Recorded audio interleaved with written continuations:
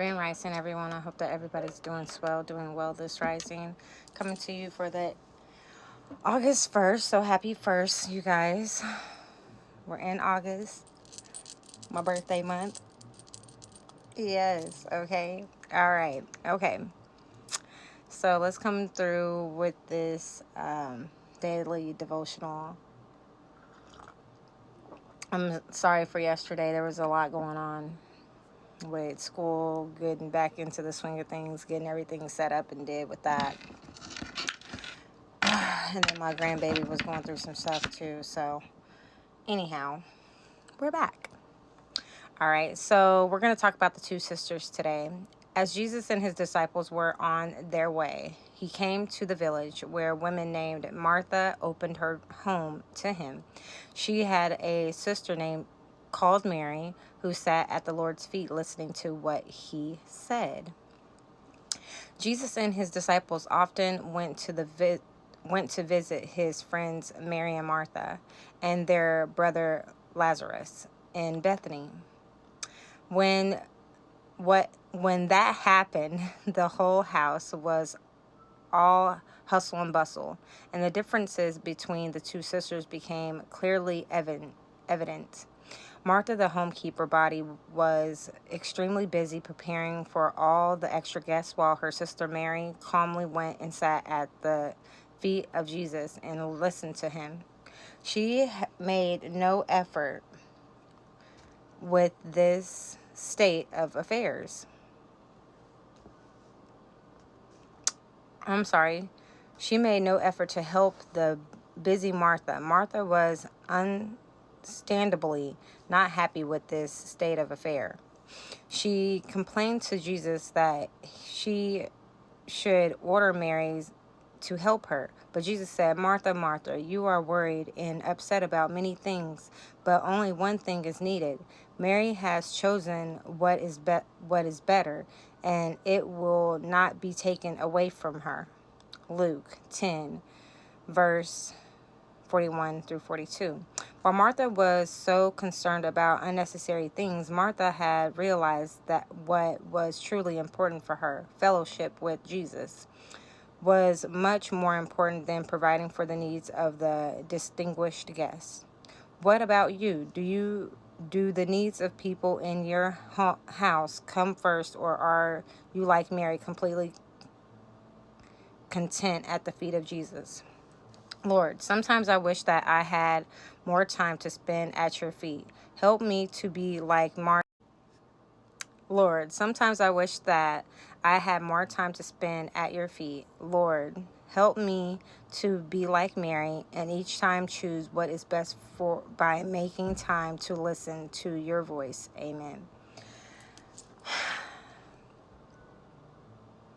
That is true. Y'all know that we get busy and just like me yesterday. I got busy and flustered. I mean, even though I didn't necessarily read my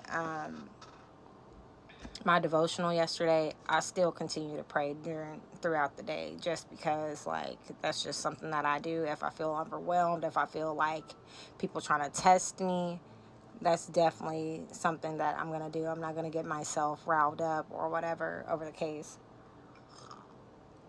And as you can see, as Martha was, busy trying to get everybody else situated, I've learned in my life that if people ain't going to do it for themselves, why are you going to do it? Why are you going to put yourself out there you know what I'm saying? That's just like when other people come. I know I don't have family that come in out of town, but I'm sure that people that have family coming out of town, they gotta try to make things nice and things for them, and that's not me no more. I could give two fucks. I could care two fucks. I mean, I'm at the point in my life where I don't care. I know that sounds fucked up. I've given so much of myself over the years to nonsensical things that now I just don't give a fuck. You know, I don't care. Because if you don't care about me and being the backbone that I need, I no longer give a fuck about anything. Like, I'm not gonna stretch my arms wide and far to help anybody. Go to God. Go to God, go to your ancestors, your archangels, your people about it. Go to your spirit team about it. Because me giving a fuck or me lending a hand, if you ain't for my kids, I'm over the situation. If it ain't for my grandchild, I'm over the situation. I'm no longer breaking my back for a soul. I'm not. I do need to take time to meditate more, because I was doing that a lot and I was elevating a lot. And I'm trying to find some time throughout the day just to sit and meditate, or sit and just reflect on things that I need to change in my life continuously. Because we are still healing. Because it's always good to heal your past trauma, your past, so that way when people come trying to push the motherfucking buttons that they thought they could push, you looking at them like,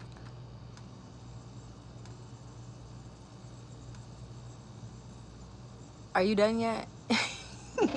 Because like I said, and that's what type of peace I'm at right now. I'm not trying to argue. I'm not trying to do none of that shit. I'm gonna just be looking at you dumbfounded like, oh my God, what's going on? While I sip on my coffee, my tea,